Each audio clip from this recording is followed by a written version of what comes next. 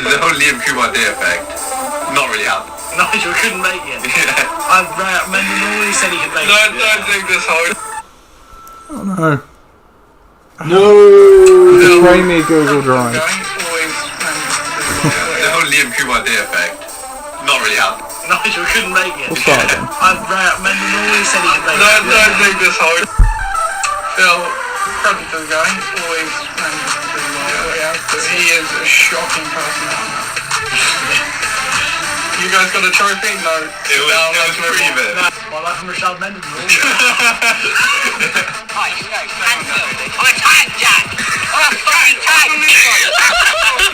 Hello and welcome to another episode of the LOC Report. I am joined once again by co-host Chris Leach. How's it going, Chris Leach? Good day. Yes, it's going very well. We're into December now. We are. Not quite sure how we got there, but we did. Yeah, no. Here we are again. Yeah. We're still broadcasting live. We're still broadcasting from home, which seems to work, I think. Yeah, it works pretty well, other than the odd technical hiccup, but that would probably happen anyway, because just given the nature of live streaming. Just a few more meeting things we have to sort out, which we did. Google Meets did trip us up on this morning, but we'll absolutely, yes. But this is working, and we're here to broadcast to you every week, and we've done that so far, despite the challenges. Yes, absolutely. Hopefully, you're enjoying it still. Yeah, I don't think we've gone a whole season with an episode every week, and if we have, it's not been for a while. But we're on course for that. So, and I think it's been you and I in all of them. Absolutely, yes, in season at least. Yeah, where is everybody? Because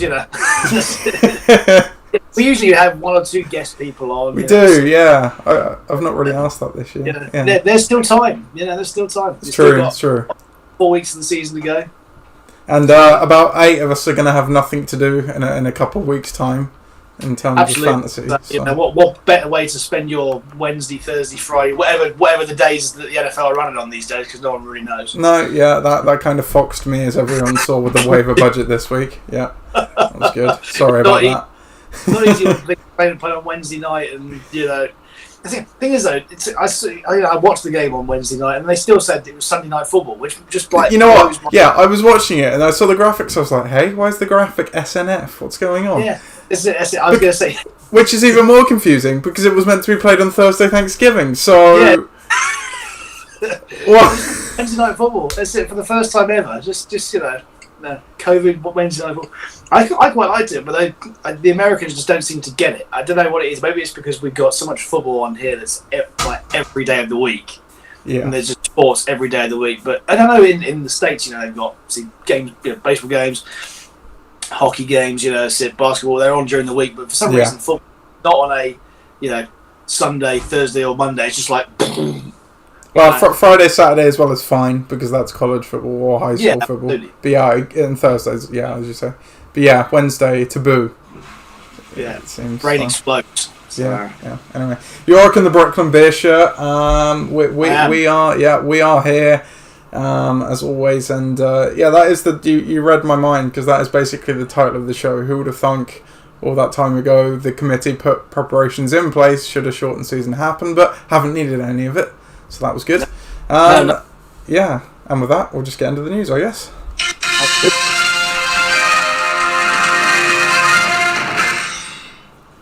And, news-wise, where has my note gone? So, the only thing, apologies for not adding the waiver budget before the week told. I appreciate, obviously, the playoff teams probably wouldn't have been heavily impacted, but for those of you chasing it would. So you have the money now. So that's okay. Transaction-wise, again, nothing really of note at this point. The only two I picked out, just because it's pretty funny. Ixan adds Brashad Perriman. We all know what he does this time of year. Absolutely. He turns up. Is this when he wakes up? Week 14. Yeah. Mm-hmm. Oh, no. I'm thinking next week I'm playing him. Well, what helps you one year takes another, perhaps, Chris. Yes. Yeah. And he also added Mitch Trubisky, which I just thought was funny as well. So. Well, yes, I don't know what's funnier, Mitch Trubisky or the Lions D. So they're both pretty big jokes. We'll see what they look like without Matt Patricia, though. I guess for the first Yeah, time. well- It did the Falcons pretty well when they canned Dan Quinn. So Absolutely. So yeah, it's been holding him back all this time. So indeed, well, yeah. we'll see. It's certainly not gone well for him there. No, definitely not. And somehow outlasted Jim Caldwell, despite I think Jim Caldwell actually doing a bit better job. So some were actually mildly surprised when he got the can, from what I remember. So, but anyway, so yeah, we'll get into last week's games, and obviously, if you are watching along, please do comment if you would like to. You always remember, Chris, and I always forget. The marquee matchup last week was Tom's Tyrant's Dream Team, or am I imagining that? I think you're right. Well, we'll go with it because I can't remember. Yeah, so it's a pretty juicy matchup. So here we go. Last week's marquee matchup, hopefully, Tom's Tyrants against the Dream Team.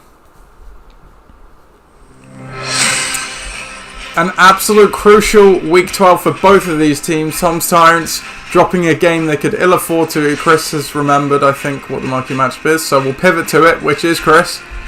Bucking the Trend versus Ixan. It was Bucking the Trend versus Ixan, of course, in the marquee matchup, and again, another critical game for both these teams. Bucking the Trend were in the driving seat for the wildcard spot, had a chance to take the division depending on what happened in Forge Fly's game, and Ixan obviously on a 4-game slide, desperately needing a win to a last chance hope to stay up in the race.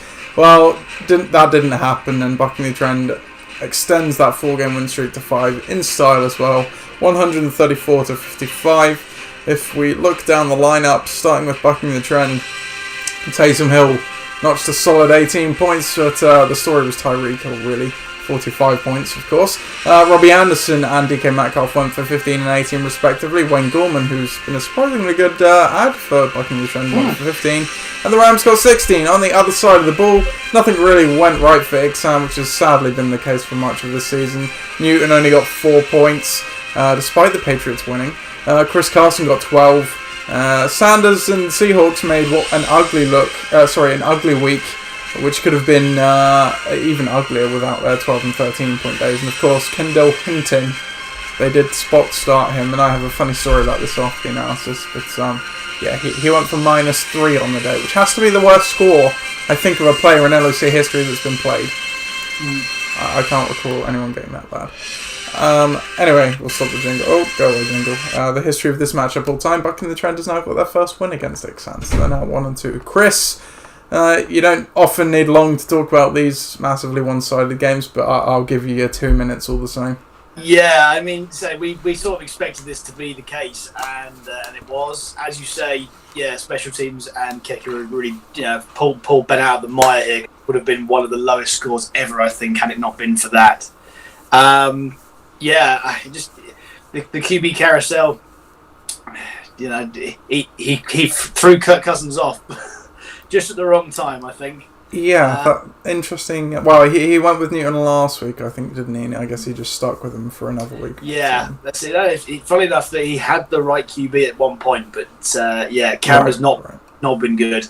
Since he got COVID, really. So no, yeah.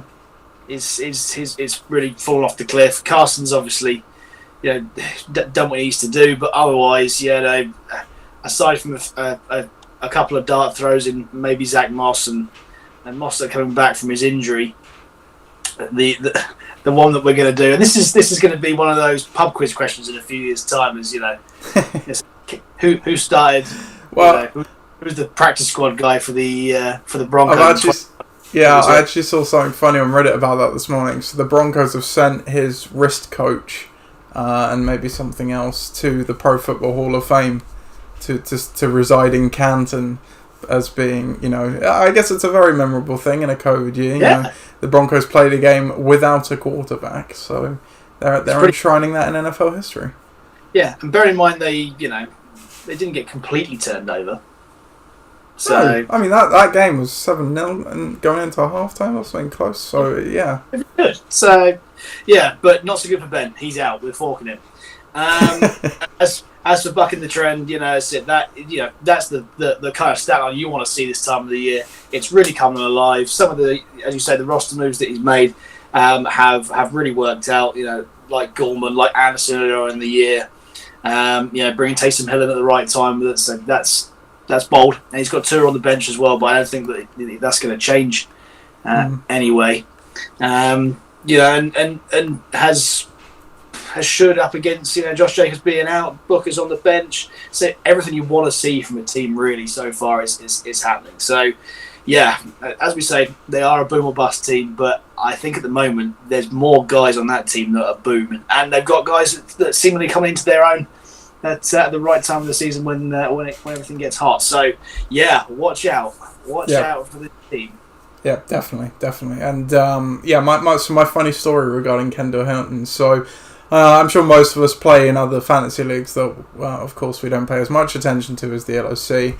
I am the same. I got asked to join a league with some of the Reapers guys, and one of the Reapers guys' brothers is the GM, and other people. Tom's in it as well. My team was doing dreadfully, 2-9. Tom's team won the division already, I think, at 9-2. We were playing each other, and I checked my team at 5 PM on a Sunday, as one does with leagues they don't care about too much. Or don't focus on, I should say. And I needed a flex guy because DJ Chark was out. And literally my entire bench was also either out or on a bye or something. So I scroll through the free agents, and of course I see Kendall Hilton, and I think, that'll be funny. Why not? Tom messages me about 7 o'clock or something saying, "Oh, did you see the message in the group chat which I've muted on WhatsApp?" I was like, "Oh no, when was it?" It was like the commissioner had decided that no one could play Hinton because it would be like playing two quarterbacks, which is a very questionable statement in itself. Indeed. We'll leave that by the by. For some background on this league as well, you can only do a trade in this league if it is balanced according to Fantasy Pros. The GM also did abuse his power on a trade earlier in the season as well. Anyway, so I seeing this message, I message in being like, sorry, I didn't see this message in time, but given I'm 2-9, Tom has won his division, this game means nothing, I'm sure it's okay. I get a message back, I advise you from the GM, I advise you to reverse your roster move and put me back in. And I'm just like, no, I'm good, thank you, I'm good. And later on he messages, so this game kicked off at 9:05, he messaged at 9:04, I think he messaged him before, you need to change your flex, mate, or something, and then he messaged it, and I was just like, okay, didn't do it. Then he messaged at 9:04, and he was like, by flex, by receiver, I also meant flex, it was the other way around, and I just ignored it. He manually changed my team to put someone in over Hinton, so I dropped all of my players in protest and added the free agency 11 as one does. So, suffice to say, I got booted from that league a day after. So, but I'm welcome back next year. That's it. Because it doesn't matter. It sounds like it's a corrupt league, so not like this one, which is fair. And it's close. Indeed, yeah. Tom tells me the league has gone downhill. I've only been in it this season, but since last year. So I was going to say, it sounds hateful, to be honest. So just get out. Just get out while you can. No one likes toxic relationships, especially in fantasy football league. No, certainly not. This is the one and only, and this is why we say, anyone who watches this, who's just, if anyone watches this every week and goes, so who are these guys? You can join if you want. I don't care if you live in Samoa. You can still join this league. That's it. Apply and find out. Yeah, it's open to everyone. We're quite happy to have the Winchester, Southampton, Portsmouth, and Samoa division. For those people who are just nowhere near here. This is like the NFL International Series, except Absolutely. The LOC has decided for some reason Samoa is its point of expansion. Absolutely, that's it, because you never know. That's it. By the way, fun fact about Samoa. That's it. If you come from American Samoa and you join and you want to play American football, you're 40 times more likely to do so than anyone who's not as American Samoan. Well, so if you're of American Samoan descent and you decide to go into the college system and go to the combine, you're 40 times more likely to play in the NFL than someone who's of non-Samoan descent. I think we need to stop the podcast now. We're not going to say anything more interesting than that the rest of the That's way. It. So. There you go. That's it. That is the fact of the day right there. I'll remember that one for my Instagram. Seriously, fact there it are is, loads. There are loads of those. Well, I suppose both are all like massive, aren't they? So They're a pretty big bunch, yeah. But yeah, of course. But yeah, we'll talk about Tom's Tyrant's dream team now after that fascinating segue we had there. Absolutely, let's go with that. Tom's Tyrants faced the dream team last week in an equally pivotal game. Tom's Tyrants coming off a loss they could ill afford to take, but had otherwise been steamrolling. Meanwhile, the dream team, across their 3-game losing streak, had seen their division title slip away. It slipped even further as they take a loss here, 124-57, and the Tom's Tyrants jumps above them in the standings. We'll see what happened in the Gridiron Gang His Dark Material games in a bit as to what affected the division itself. But Tom's Tyrants, another good day. Justin Herbert 18 points, Antonio Gibson on Thanksgiving 32 points, great day. Keenan Allen 12, Devontae Adams 12. Younghoe Koo has scored more points than, I can't remember the entire list, but the likes of Julio Jones and DeAndre Hopkins, I believe, over the last month, which is ridiculous. The Saints D also got 21 points, which is what he got as well, and we're into that 1-2-4, so great day all round. For the Dream Team, 57, not great. Russell Wilson hasn't been cooking of late, 16 points. Duke Johnson, that was Duke. He got 14 on Thanksgiving, not too bad, but not much else to speak of there. History of this matchup all time now, the Dream Team are 4-11 against Tom's Tyrants, so they are a bit of a bogey team. And Dream Team's now on a 4-game slide. So tell me about this game, Chris. Yeah, well, it's happening to Viv again, and to steady the ship, I'm not so sure he's going to be able to do that at this point of the year because there are some surging teams in that division. He's going to have to get right quickly because he's only got 2 weeks to sort it out. And well, when you've got Russell Wilson, who I don't know what it is. He's got Jekyll and Hyde players, Nate. He's got Jekyll and Hyde players because you've got the first half of the year, or certainly the first 6 weeks of the year, absolutely rolling in like a steam train. Wilson, Elliott was scoring big points, Godwin was scoring big points, Kareem Hunt was scoring big points. They're just not doing that at the minute, and that's where he's really lacking. I mean, when it says a lot to you when Duke Johnson and then Godwin on 9 points is your second highest scorer. Your Browns D gets 1 point against Jacksonville, hilariously. I don't know where to go. But you look at Elliott, for example.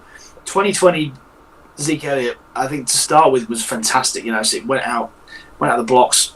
First 4 or 5 weeks, exactly as you want for the first round pick, and then after that,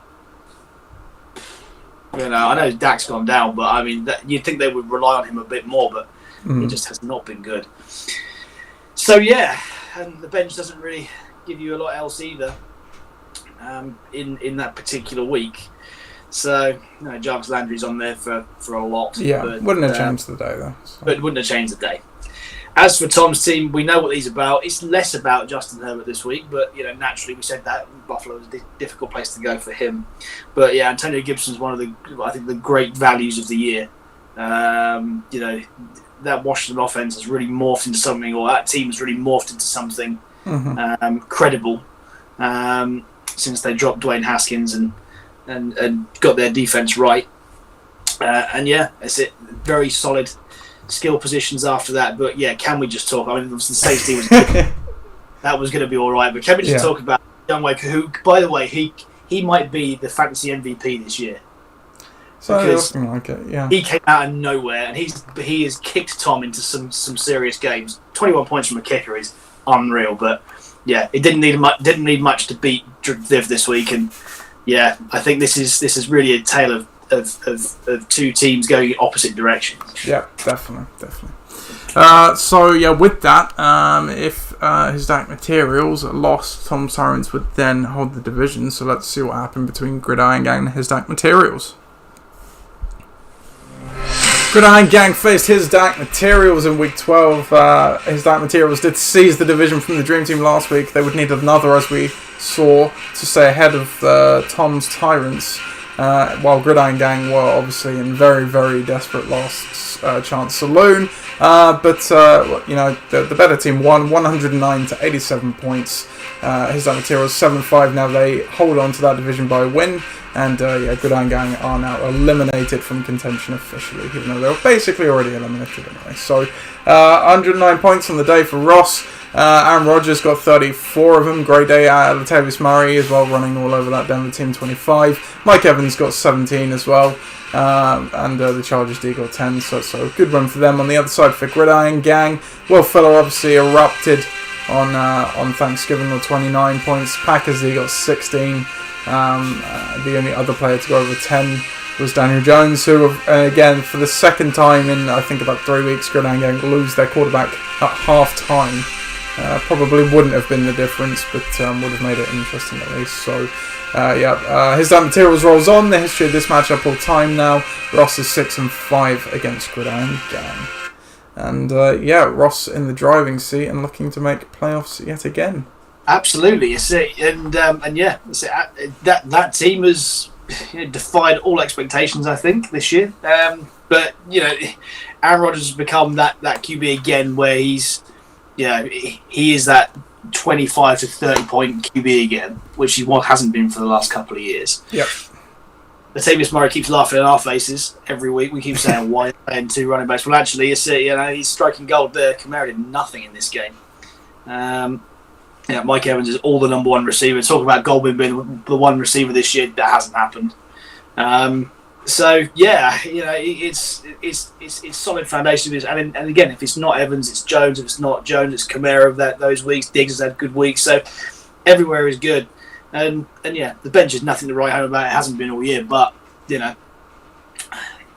can't knock the auto draft. It's done well this year. And Ross has guided it by doing nothing. So maybe that's how you work. Laissez-faire management. That's what we're very much so. Very much so. So I think once you appreciate what kind of team you have, there's no reason to change it. As for you, it all started very well. Will Fuller on Thanksgiving went for huge numbers, and then the rest of the team did not. As you say, there wasn't. I don't think there was a path to victory here. I don't know how Austin Eckler's on your reserve spot and scored 13 points as well, by the way. I just didn't activate him off because he got activated quite late, I think. So okay. Yeah. Shouldn't that be a 10-point reduction? No, that was where Phil had multiple players on reserve. Keeping the player on reserve, we usually let it slide just because you are disadvantaged where you can't make any adds or drops while that's the case, if that makes sense. Yeah. Obviously it's been resolved now. So. Fair enough. No, exactly. It wouldn't have made a difference anyway. Exactly. But bench wise, having Golan Swift obviously hurts you massively. Out that is.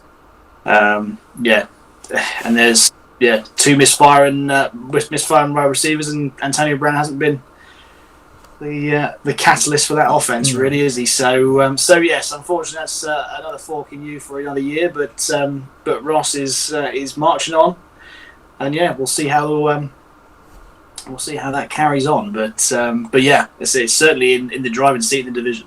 Yeah, absolutely. And another really good week. We've seen quite a number of these this year where 87 is an okay week, as vanilla as you would say, but that would have been good enough to beat 6 teams in the league this week, which I noticed just before starting, which doesn't happen very many times in any other years, but it's happened a few times already. Yep.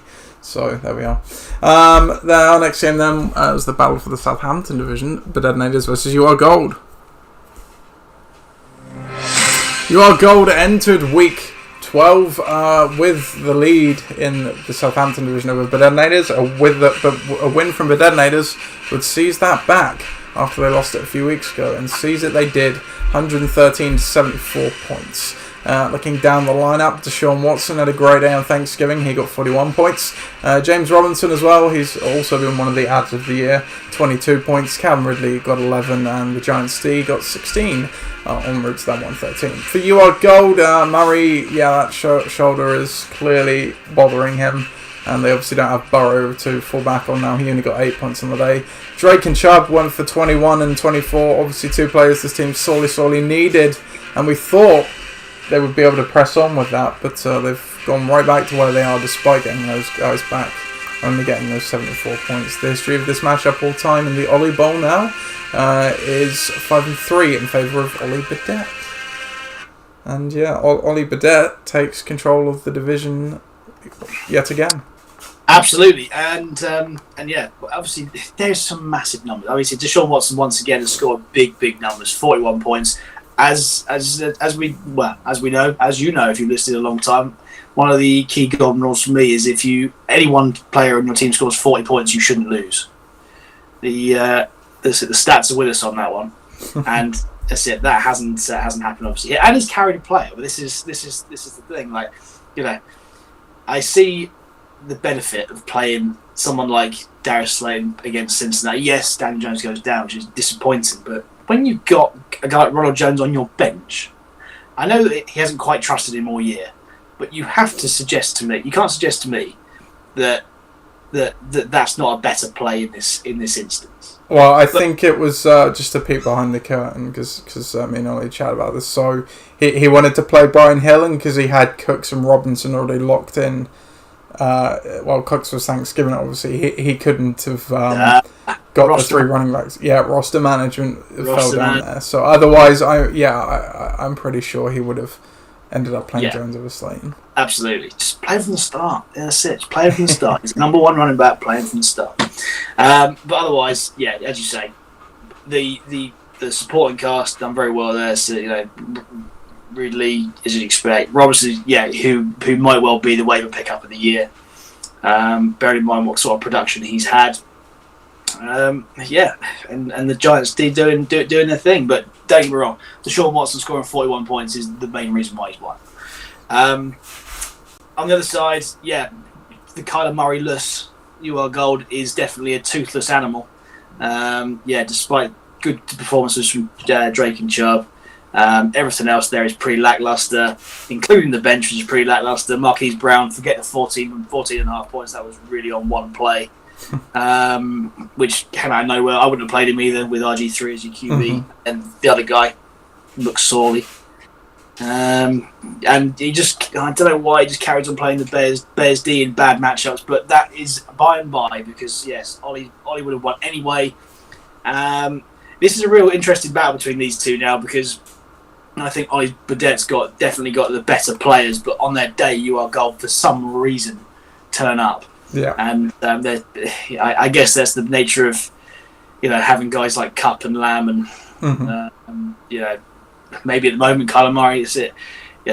They're wildly inconsistent with their point scoring depending on what matchup and whatever. But yeah, I think they're both at 7 and 5. That's it. We'll see later on who they're up against, but there's definitely a contender in that division right now. Sure. Fun fact about RG3: he has played 3 times since playing for the Ravens. All 3 of those times have been against the Steelers. We're full of the factoids today. Yeah, we are indeed, and that brings us nicely on to Patterson versus Tugfards. The comp took place again in week 12. Patterson very much needing the win to stay up in the playoff race and the division race. Let's not forget. But Tugfards just out to win it for bragging rights reasons. They didn't want to be swept, but they were. So Patterson really is king cunt this year as they've won this matchup twice now. 85-73 second time round. If we take a look down the lineup, Big Ben went for 15. Murray Cooper got 17. Antonio Brown got 22. Justin Jefferson got 19. This is what we expect to see from Patterson. Really, it was the defense and the kicker that made this day a lot worse than it could have been. But a pretty good score nonetheless. On the other side of the ball for the Tugfards, Patrick Mahomes, he did what he does, 37 points. And there's a whole lot of nothing behind that, including Mark Ingram, who was once again on the COVID list. So, Tugfards, very, very disappointing year, which it feels like a distant memory now. We were talking about this team. I think they went 3-1 to start the season, but that's obviously a long, long time ago now. The history of this matchup all time, the Tugfards are now 3-5 against Patterson, and Patterson keeping their playoffs hopes alive. They may still have a chance. Yes, absolutely. Yes, snuck by the skin of their eyelids. This one, their bench has obviously got guys who could have made a difference. I don't know why in that kind of match we don't play David Montgomery against any. Green Bay aren't great against the run. You've got to play a guy like that against over any of those guys. That's it. Look at that. Maybe Deontay Johnson against Baltimore, which was a garbage matchup. And then it would have made a great deal of difference because, you know, it wouldn't have been in the 80s, it would have been in the 90s and above, and it would have been a convincing victory. But you know what? A victory's a victory nonetheless. And yeah, there's guys in that team that are turning up at the right times this year. You know, it's Cooper Brown, Justin Jefferson, who also, by the way, was well worth the investment that he made at the time. He's kept himself in it, as Pat. You know, got himself back to 500. But yeah, Phil's team. I mean, can we just say where it would be without Patrick Mahomes this year, which would be nowhere? This, you know what, we're used to these top-heavy, top-fives teams where it's the Holy Trinity and not much else. This has gone to the extreme this year, like you say, and it really highlights, some deficiencies in the GM side of Phil's game, shall we say? Yeah, massively. And funny enough, he could have won this game. You know, playing Singletary and Sterling Shepard, which is crazy to me. And you might do over Sanders, who's done nothing, and Ingram, who's got COVID. So certainly over Ingram, who's got COVID. But hey, you know, I know Phil's in New Zealand right now, and you know that doesn't mean that his record's the other way up though. So you're not 9-3, Phil. You're 3-9, my man, and you're forked. Yep, that's pretty much it, and that's all you need. Didn't even need 2 minutes. I love the efficiency, Chris. Yeah, but Pat stays alive. Yeah, indeed, true. Our next game and the last game of the week, then, in fact, it was Bare Necessities against Forge Flyers. Bare Necessities and Forge Flyers took to the gridiron in the Week 12 Portsmouth Division matchup. Forge Flyers, again, looking to keep their nose ahead of bucking the trend, who obviously got their win as well. Meanwhile, Bare Necessities very, very much needed a win to stay in the playoff race. They did not get it, and they are now eliminated because they are over 2 games behind in the division and the wild card. Forge Flyers took it 114-75. Looking down the lineups, Fitzpatrick got the spot start for Forge Flyers, 23 points. Nice day there. Derek Henry only bested by Tyreek Hill on the day. He got 37. Nee Mines got 10. Terry McLaurin basically got 10, and the Steelers did got 18 against RG3 and not much else. Bare Necessities, on the other hand, Josh Allen, he got 17. Devontae Parker got 12. Joey Sly, the kicker, got 10, and the Dolphins did got 18. But not enough around that to keep him alive here. And Bare Necessities are eliminated on the back of that, and they also now own a 6-11 record against Forge Flyers. So. Forge Flyers looking very, very good for another return to the playoffs. I hope so. Yeah, I mean, it's exactly what you want to see this time of the year, as we say. I mean, yeah, playing without my QB1, but Fitz comes in against the Jets, and you sort of expect a decent result with that. But yeah, Derrick Henry this is the Derrick Henry zone. We're coming out of that slump where he played, you know, I think the top 4 rush defenses in the space of 5 weeks. And now he's playing the worst 3 in the next 3. So this is good. This is good. And, you know, arguably the number 1 defense this year, he absolutely trampled all over. So, yes, excellent. Other than that, yeah, the supporting cast, really, as long as you can get those you know, mid to high single-digit figures, then you're going to keep yourself in the game, and that's what's happened here. And, yeah, Steelers have been excellent value for me this year. So, yeah. 18 points. I cannot argue with that. So, and yeah, let's say with Lamar and James Conner out, that's it. I think that's a good result. You know, 114 points, near enough. That's what Bare Necessities. This is one of the Dave's assembled a really good team, just hasn't been able to put it together this year, and I can't quite work out why. I mean, you know, yes, he's 75 points and he'd carry a player by playing Jonathan Taylor, who's got COVID. Wow. So yeah. Make of that what you will, but otherwise, you know, the guys, the explosive guys, didn't do it on the day. Dalvin Cook didn't do it. Josh Allen didn't do it. Kelsey didn't really do it. Devontae Parker was their best skill position, which tells you a lot. And yeah, then the kicker and D have made you know, that score reasonably credible, but otherwise it's quite average. And yeah, that's it. He's again another team that's forked. But yeah, maybe in another division, it might have been a different story because he's put together a lot of good weeks in terms of point scoring. Just a body work across the year. Maybe unlucky at certain points. Yeah, for sure. So they are done for this year. Yeah. But, not for the lack of trying. Yeah. That is all the Week 12 games. So we'll take a look at the standings, milestones, and stats now. So Southampton division. Yeah, but Edmonton does seize that again, and that points advantage sits just over 60 points. So that is almost as good as another win. But, there are 2 games left still, so it's not insurmountable. If you are golden second there at 7-5 as well. Palestine hot behind. They're at 6-6, but they've got even worse points than that. So that they need a bit of help probably. Division realistically, I think, is their only route as the wild card sits at 8-4 now, and top cards at the bottom there at 3-9. Portsmouth division, Forge Flyers still hold on at the top of that due to it's about a 50 point lead? Yeah, about a 50-point lead. 60-point lead, something. Yeah, 60-point lead. Over Bucking the Trend, who are also 8-4, but they do hold the wild card at the moment by a win as well, so they're in a good position too. Ben Necessities and Nixon eliminated at the bottom there at 5-7 piece. And then the Winchester division, 7-5, leading His Dank Materials. They have the wins, but the points are close between them and Tom's Tyrants, who are 6-6. Just behind, so a lot to still battle for in this division.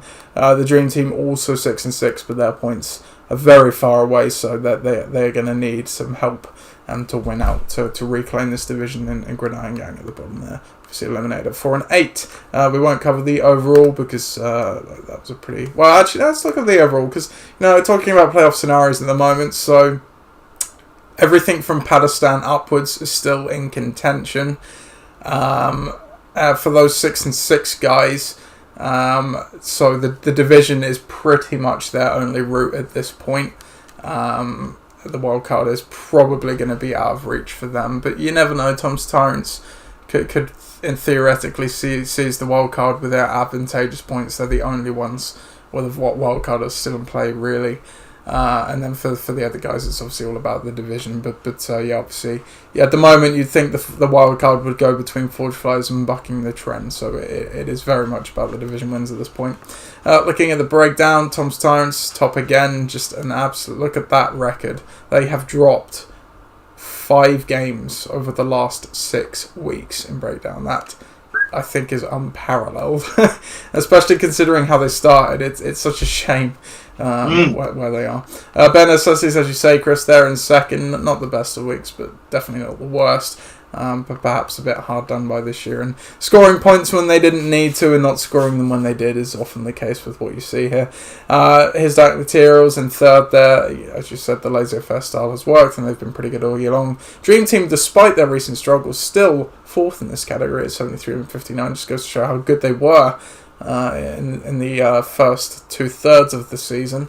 Bucking the Trend there, now the wild card in fifth. That they've obviously been coming on of late as well, but then that is tied fifth as well. And then obviously it's Stubbs. I still can't quite understand your team being 8th here, Chris. 65 and 67 overall, but is what it is, I suppose. You're leading the division. What does it matter? And if I remember from your points against, okay, they are low, so that's probably the deciding factor. But your team has also been good, so we're not gonna ding you for what you've played.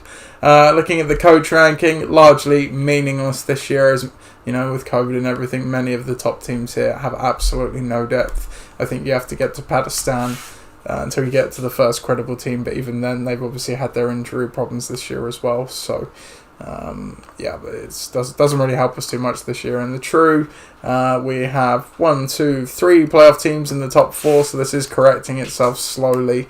And the other one is obviously Bedednators, who are down in 8th in this metric as well. Talking about milestones this week, so we do have a few. Coach Stubbs Senior notched his 80th career loss. Coach Bedett notched his 90th career win.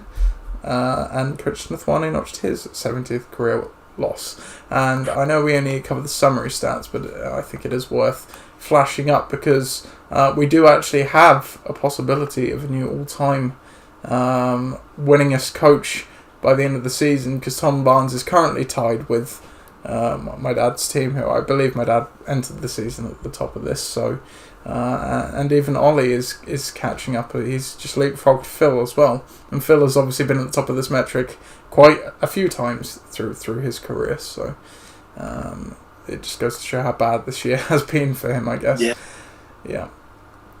So yeah, that is all the Arsenal signing and the stats. If this would please go back onto the other view, but while it decides if it wants to do that or not, we'll pick a marquee matchup for week 13. So no Thursday night game yet, so we are still in the preview, firmly in the preview side of this. We have Gridiron Gang against the Tugfards, which is effectively a toilet bowl at this point. The Dream Team against the Detonators. Forge Flyers against Pakistan.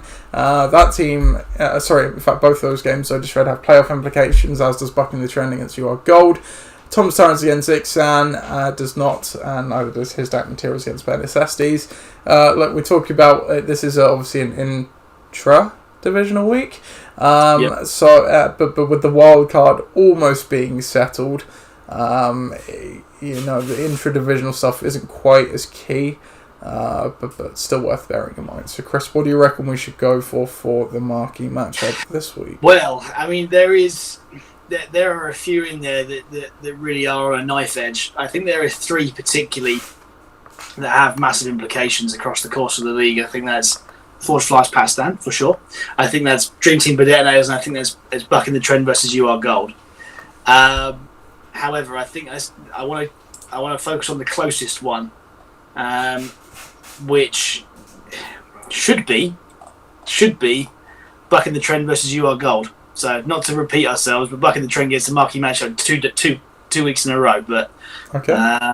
But I think this one has a real implication for both guys, because the loser of this, well, that's it. I think they're probably out of their division race.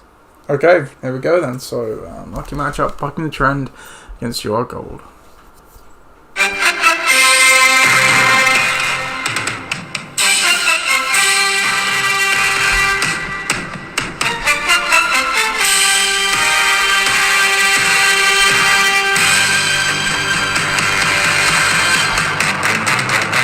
Bucking the Trend face UR Gold in this Week 13 marquee matchup, and this definitely has playoff ramifications. Bucking the Trend holding the wild card at the moment on that 5-game win streak, also tussling for the division, but UR Gold also tussling for their division, and a win also puts the wild card into question against Bucking the Trend. So lots to play for here, and it's a close one.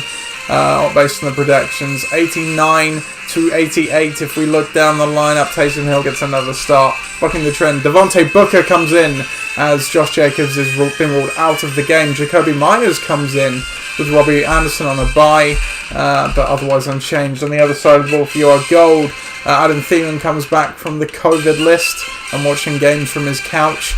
Hollywood Brown also comes in as well. Those are both over CD Lamb, and I'm not sure what the other player is, but Gus Edwards, the Gus Blast, of course. History of this matchup all time. Bucking the Trend are 1-0, so they've only played each other once, but Bucking the Trend took that one. Chris, take it away. Big game, because this is a real balancing act here for these two teams. I think the loser of this, is going to lag behind, so not in the division but also in the wild card as well, because both of them still could get there. And also, taking into account the form of both these teams over the course of the year, I think this could be really close. Matchup wise, it's quite similar, I think, because you've got guys like Hill, Booker, Tyreek. That's it.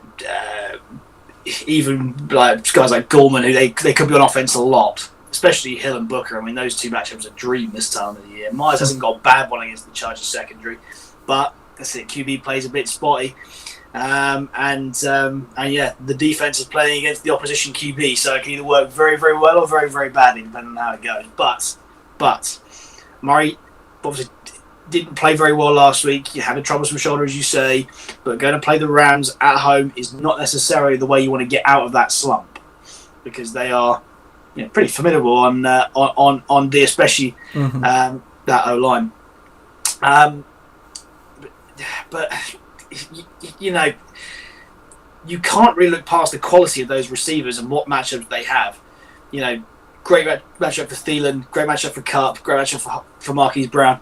no matter who plays, really. I mean, even McSorley showed that he wanted to hit the deep ball when he played last week against the Steelers, and he wasn't afraid to do so. And Dallas is, significantly weaker. The Bears D against Detroit,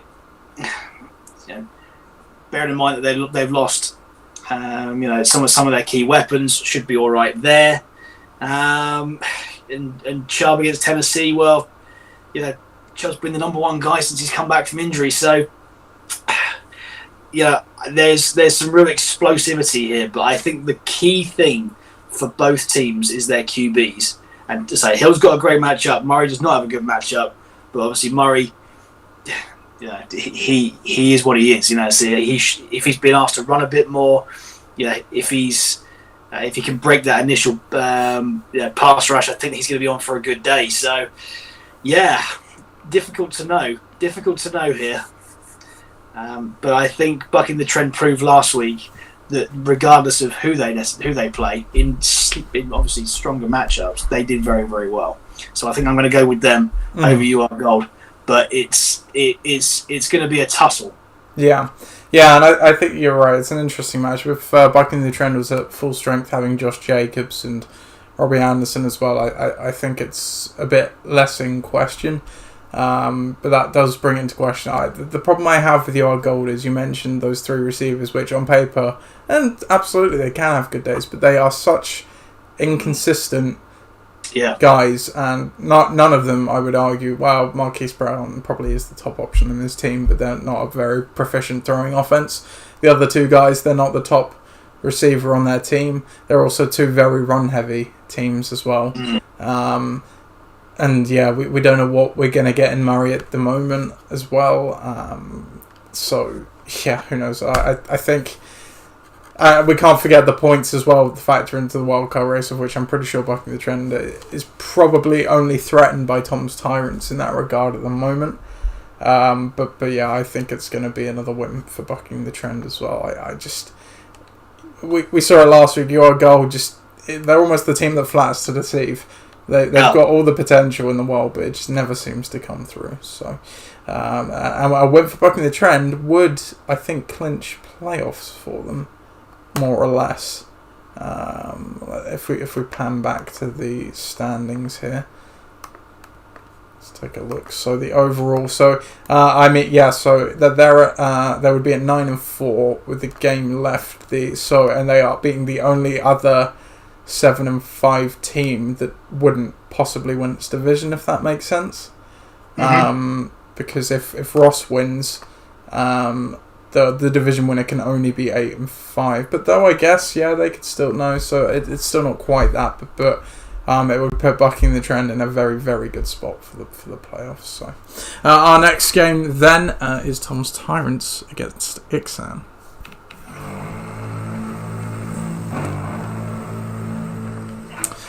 One of the league's hottest teams facing one of the league's coldest. Ixan on a 5-game losing streak after their terrific start. Injuries have sapped what this team could have been, and they are at risk for the first time in 7 years having a losing record. Meanwhile, for Tom's Tyrants, they're at 6-6. They need to keep winning to stay up in the division race. And depending what happens in the bucking the trend UR Gold race, still have a shot at that wildcard too. They are projected to take it 88-85. Looking down the lineup for Tom's Tyrants, currently unchanged, but Matt Brader is on the COVID list, so you would think they'll probably chuck Adam Robinson in or Todd Gurley. On the other side of the ball for Ixan, Mitch Trubisky comes in at quarterback. Giovanni Bernard is playing again. Brashad Perryman comes in favour of So I guess it was Zach Moss and someone who's maybe not even on the team anymore, probably. History of this matchup all time, Tom's Tyrants are 8-8. It is a split series between them and Ixan. Do Ixan have a hope in this one, Chris? Yeah, I think they've got more of a hope than they did last week. I like some of the roster moves that Ben's made this week. And I like some of the matchups that he's got. I can't lie. I like some of the matchups that he's got. I like bringing Trubisky in, whether or not you like him or you don't, and I'm not sure Chicago knows whether they like him or they don't.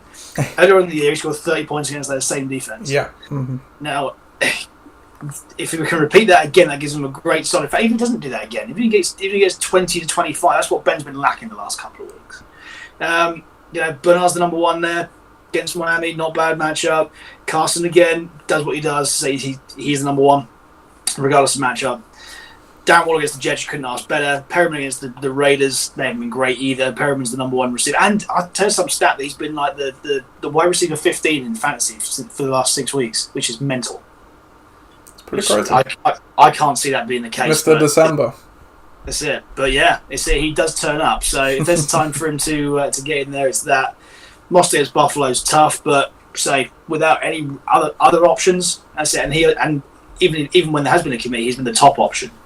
Seahawks against the Giants as well is one other thing. I know they've been terrible this year. Well, it's going to be the Colt McCoy-led Giants as well. The Colt McCoy show in with the Giants, and I think that's a good time to play them. I had a similar thing earlier on the year and played the Jets against as Denver. It came up with 13 points. That's the sort of thing that Ben needs to have this week to have a chance.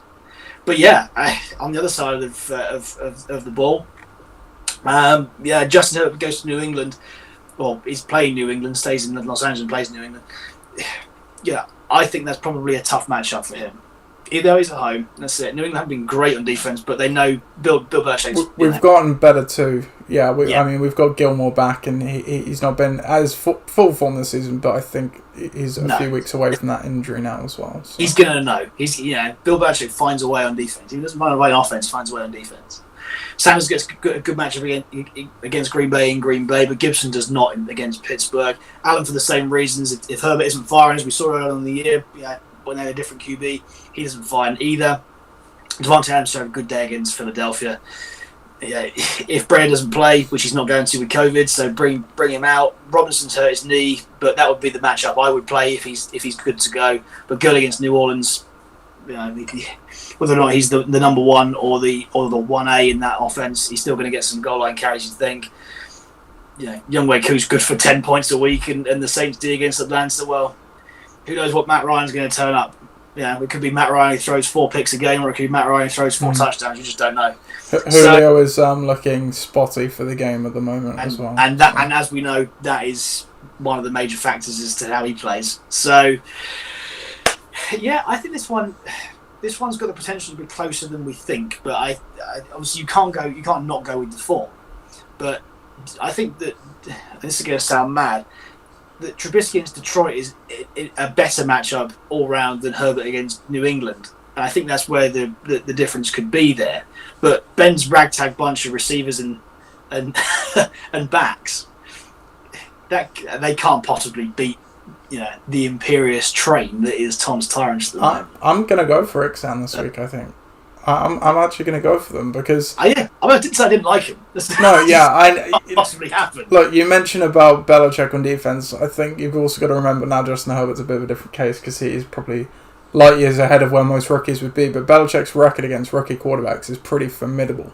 He knows how to exploit their weaknesses. And then they've also got Keenan Allen, who just happens to be the top option on the Chargers offense, which we all know Belichick also likes to mitigate the top option in an offense. So really your 2 players down right there. You've already mentioned Gibson against Pittsburgh. That's certainly not ideal. Miles Sanders hasn't been firing on Eagles offense that isn't firing. So, and then like you say, the flex option, whatever comes in, is banged up as well. So I think there's a lot of things conspiring that could undermine this week. And you mentioned the good sides about Ixan. Yes, on paper that is a very hold your nose and hope team, but the matchups are there. I could see it. So absolutely. Yeah, I can certainly see it. Do I want to believe it? Yeah. All right. There we go. So, an interesting game. Yeah, Ixan could eliminate Tom's Tyrants as well, possibly with a win there. Crazy. At this point, yeah. Well, if any are for crazy, it's this one, right? So, Our next game then, his DAC material was against Bare Necessities.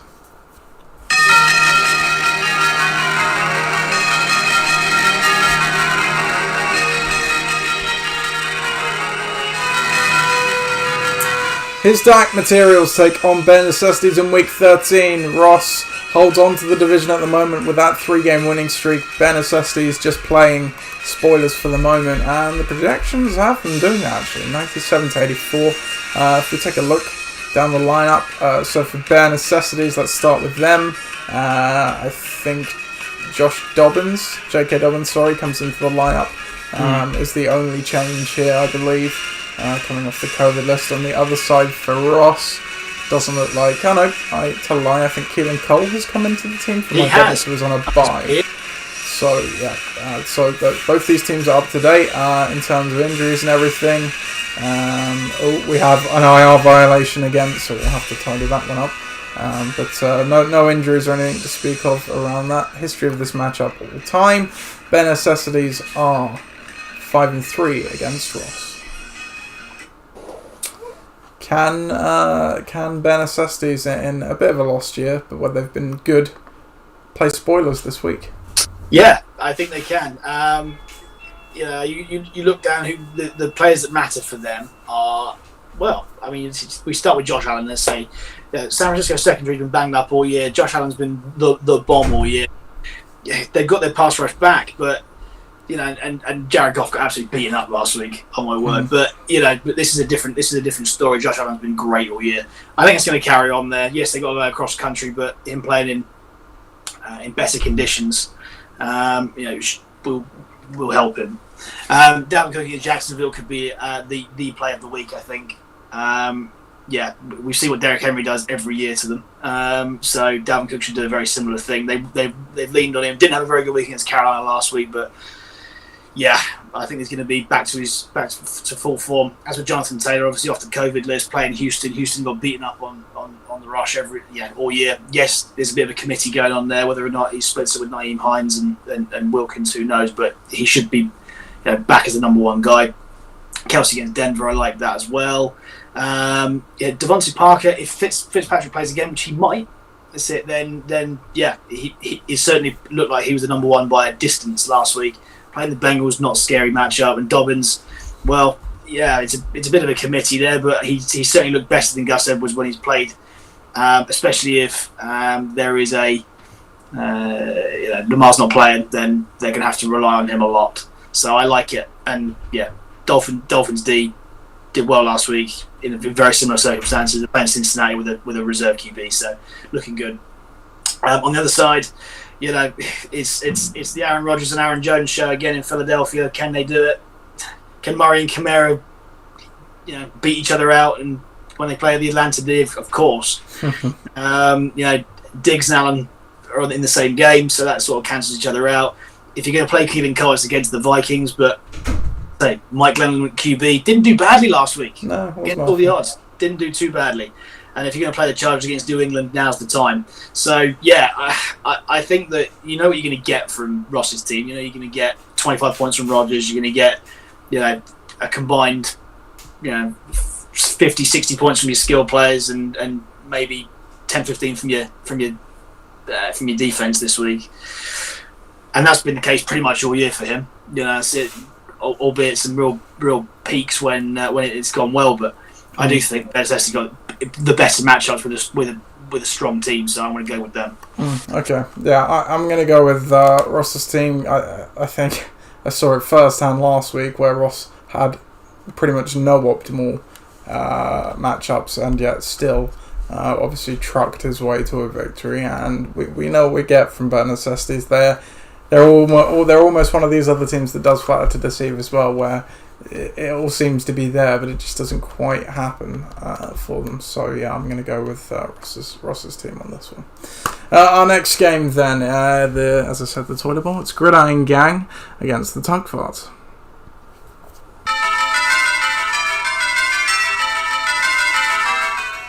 Gridiron Gang take on the Tugfarts in week 13, the only game I think that has no playoff ramifications, but it is a battle for the losers spot. As Gridiron Gang 4-8 and Tugfarts 3-9. Both these teams have a combined 10-game losing streak entering this one. 7 of that comes from the Tugfarts and 3 from Gridiron Gang. Gridiron Gang are projected to win at the moment, however, 95-73. Looking down the lineup, Kirk Cousins comes in. over Daniel Jones, who's obviously injured now. Austin Eckler comes back finally. DeAndre Swift comes in. He's still questionable, but has cleared the concussion protocol. And Frank Gore comes into the lineup as well for the Gridiron Gang. On the other side for the Tuck Files, Mark Ingram's still on the COVID list. Has this team changed since last week? I'm not sure. They've got Claypool, Sanders, and Smith-Schuster in at the moment, so probably not. You've got to figure they'd probably put in, I don't know, maybe Devin Singletary or something from the bench. Shepard, something like that, yeah. And in terms of other injury news, Kenny Golladay has already been ruled out, and of course Will Fuller is now suspended for the rest of the season, effectively. History of this matchup all time, Gridiron Gang are 6-9 against the Tuck Files. So, I guess a nice time for us both to be playing each other at this point, you could say. Yeah, no pressure. Obviously, regardless of the fact that Phil's got one player who's not going to play, in Mark Ingram, who he should just drop right now, and get Sony Michel off the reserve spot. Yeah. Again, he at least he's disadvantaged where he can't make any other ad drops. Absolutely, but yeah, if you all he needs to do is put Ingram on there, and then he can activate Michelle. Absolutely, yeah. Turn him around. That's all you need to do. So yeah, but otherwise, other than that, we know that Mahomes anchors the team, but Hopkins, Smith-Schuster, Claypool all got bad matchups this week. Ravens D's got a good matchup against Dallas, I think, and if Manuel Sanders is going to do anything, it's going to be in this game. But otherwise, it's the same old story, really. They're good for probably that amount of points or just a bit less. I'd bring Sterling Shepard in if I were you. Seattle have been terrible. Yes, Colt McCoy is your QB, but otherwise, your team, Kirk Cousins against Jacksonville is the dream matchup this week. Really, it's the one that you're going to be looking at. Robert Woods is good. Again, got a good matchup and potentially a high scoring game there. But otherwise, I see you bought Frank Gore in against the poorest Raiders rush defense, so that's good. But yeah, Lockett's really Russell Wilson dependent at the moment. The Giants have got a reasonably good defense as well, so just got to watch out a bit there. And if DeAndre Swift plays, and he plays the Bears D, who even beat up a little bit recently, but they're still a formidable opponent. I think that the Packers D against Philadelphia, Carson Wentz is the most sacked QB in the league, I think so. So that's going to continue. So, yeah, I think it's going to be a reasonably straightforward win for you. Break that 3-game duck. Phil's going to have a lot of luck. He's also got to get rid of Mark Ingram out of there to have a chance of winning. But, yeah, I'm going with your team, Naithan. Yeah, we spoke a few weeks ago in the debate corner. Will Tuckfards get another win? This is the best spot for them to get it against my team, which has obviously been decimated through injury this year. Kind of getting a bit healthier-ish, and a bit back to strength as well. But so not as easy a challenge I would like to think it would have been over the last few weeks. But no, I think you said it. The matchups there and some of the players as well quite spotty. Obviously, Hopkins is impacted directly by Murray as well. So any route to victory for the Tuck Files at the moment requires Mahomes to have a massive day, which he could well do. But even then, with the other stuff there, you don't know. And yeah, I thought, I'm not sure anyone's played Frank Gore this year. Seems criminal that no one has for the old guy. Don't want to do him an injustice like that. So for a team that's got nothing to play for, and to be quite frank, not many better options to go with on the bench, I thought, why not? So absolutely. Yeah. So our next game of the week then, it is the Dream Team against Forge Flyers.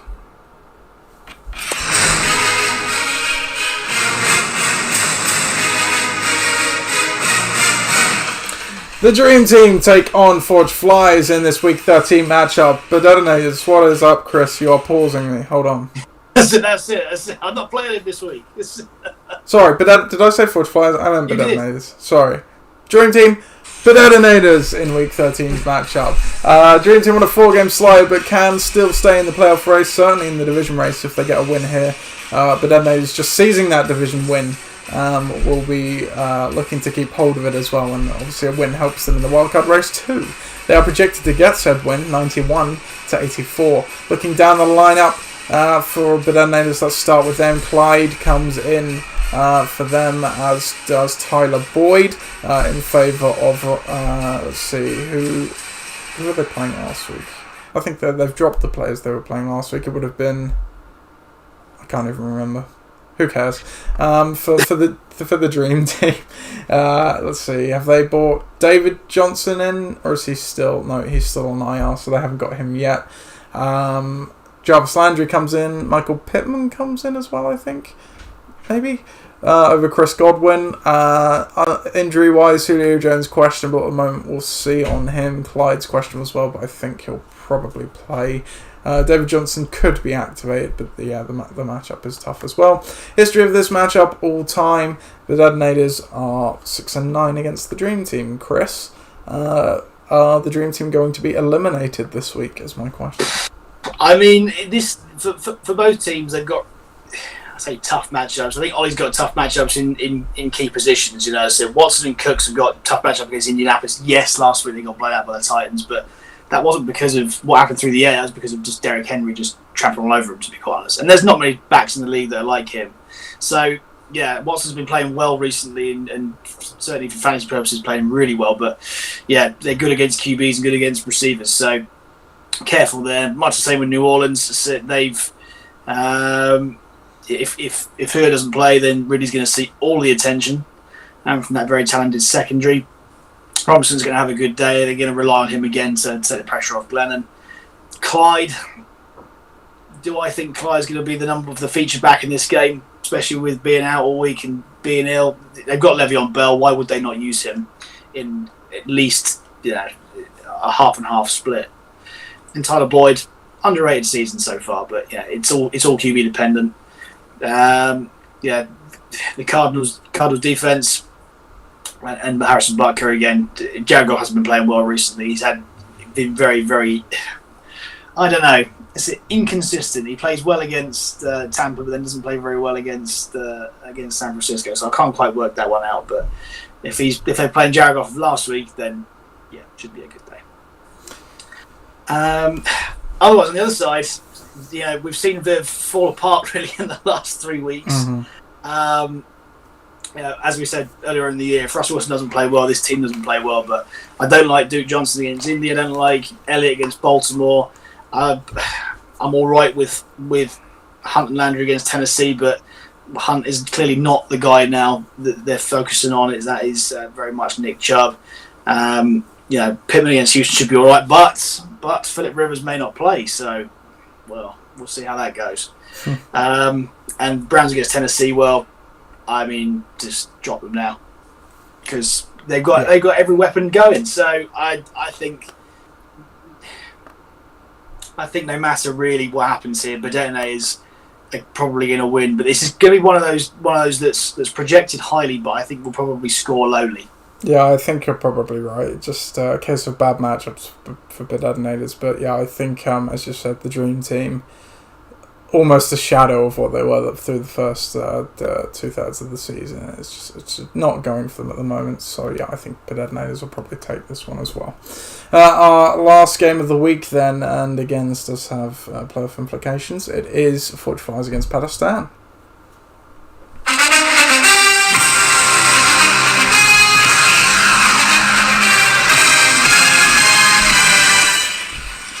The league-leading Forge Flyers take on Pakistan, who are looking to keep up in the playoff race. They are 6-6 and very much need a win to stay up in the division, but they have 3 of them in a row. Meanwhile, for Chris, you look, as I say, looking to stay ahead in the league, no less. 1 win, I think, would pretty much seal it for you. Near enough. The projections, though, do have this one going to Pakistan, 85-59, that you do not have a quarterback yet, Chris. Perhaps hoping for Lamar Jackson to be activated. Around that, Aguilar, he comes into the lineup for you, as does Chark and Tonyan, I believe. So, sea of change for you there, with McLaurin going to the bench. Tell me what else has changed, Chris. DJ Moore? Yes, Aguilar stays, but Benny's, yeah. It's, as you say, Chark and Tonyan come in for DJ Moore and who else did I play last week? I can't remember. That's Lauren, obviously, and Ryan Sutton by. So yeah, there you go. For Pakistan, they look largely unchanged at this time as well, so we'll just go straight to their history of this match. We'll cover the injuries actually first. Roethlisberger questionable, but should play. McLaurin questionable. Not sure on him, Chris. I think he'll play. That's it. It's touch and go, so it's not a great matchup, but he's got an ankle problem, so yeah. Right, okay. There you go. History of this matchup all time. Foot Tries are 1-5 against Palestine. Can you beat the history? My bogey team at the wrong time. I lose to Pat every year at this sort of time of the year by about, I think last year was 1 point. No, I'm not feeling particularly comfortable at this point. The only thing that's going for me is that Pat does have some bad matchups. I mean, at the moment, I think Big Ben, he's got a bad matchup. Cooper's got a bad matchup. Deontay Johnson's a result's got a bad matchup. The Colts D potentially has a bad matchup. But yeah, other than that, the difference makers for Pat, the AJ Brown, Michael Thomas, Justin Jefferson's all have good matchups. Tannehill could be brought in to really amplify that. David Montgomery's on the bench playing Detroit. I'm not going to try and talk you out of this, Pat, but probably time to play him. So he's definitely got options, and strong options at that. Whilst for me, all year I've been sort of up against whether it be COVID or whether it be bye weeks or just general inconsistency. I am, as you say, hoping that Lamar Jackson gets activated on Sunday. If he doesn't get activated on Sunday, then we'll see how we go. In terms of QB, see what's left. Fitzpatrick did quite well last week, so you never know. If he plays again, he might come back in. But there's going to be somebody that's worthwhile. But I really am relying on the Steelers beating up Alex Smith and Derrick Henry running all over Cleveland again, and the supporting cast in good matchups, the likes of Hines, Aguilar, and Chark, all in prime matchups to do something. I've got Benny Snell on the bench, who I could bring in, but again, I don't like the matchup against Washington. As I say with McLaurin, I hate the matchup there. So I think that's probably the best team I can put out and plus a QB. So the projections are going to be reasonably low for this one, I think. Obviously, I want to win, but I think that Pat's team the history goes for it. He's definitely got the names. He's definitely got the players. Yes, they're in bad matchups, but quality shines through. So I'm going to go with Pat's team because, well, that's just always what happens. Yeah, no, for sure. I think I'm also going to go with Pat's team, providing he makes those two changes you said in Tannehill and Montgomery, because he's just caught you on a good week. Classic case of that, I think. Yep. Yeah, so I don't think but I absolutely think, like you say, you're playing the matchups, and you've still got some good players there. So I could absolutely see you winning it, but I think I'm going to go with Pat as well. So that brings us to the end of the Week 13 preview. So obviously next week will be the final week of the regular season. We'll hopefully have a bit more clarity, but it figures to be interesting. Just before we close the show, of course, we will go into Debate Corner. John, where are you?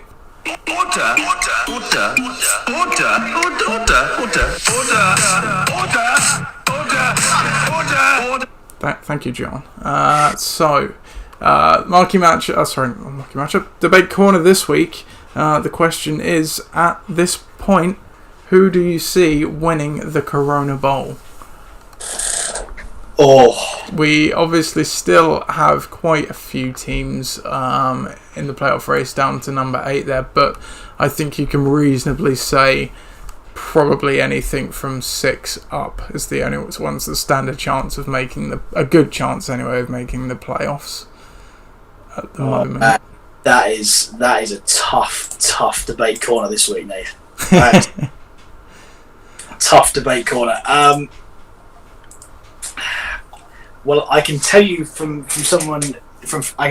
that I don't think it's going to be me, because I've had an awful lot of luck and picked largely the right people at the right time to get to that. But my team is far from vintage.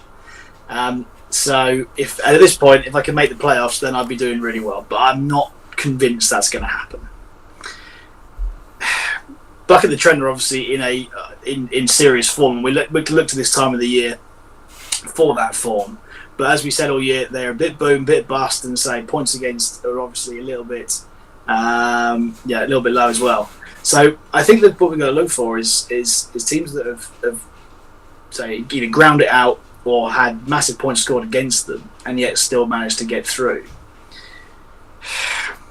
And I hate to say it, but Ross's team is the strongest of any team I think out there. Mm-hmm. Yeah, I think that's going to be it's going to be between Mike's and Ross's team for me, because I think when Mike's team is on, it's on, and you only need 2 good weeks, obviously, to win the title. But Ross's team has been pretty damn good all year, certainly where he got out of the bye weeks, where it did hit him a lot, I think, because the team is top heavy. But Ross and Mike would be my 2 picks to win as well, because I personally can't see, if Tom's got in, you'd have to seriously consider that, but I think it's just too much to overcome, I think, at this late stage. And he hasn't even got the points edge on Ross either, if we're talking about the division race. And then I don't think anybody else around that is quite... The only other one would be your team, of course, and Ollie talking about overcoming high points against. But both your teams kind of suffer a similar fate, where you've got loads of good players, but sometimes it just doesn't quite come together. So yeah, those are my 2 picks. That is it. So thank you for joining us again, Chris. That's all right. That's it. Good to be here again. That's it. Yeah.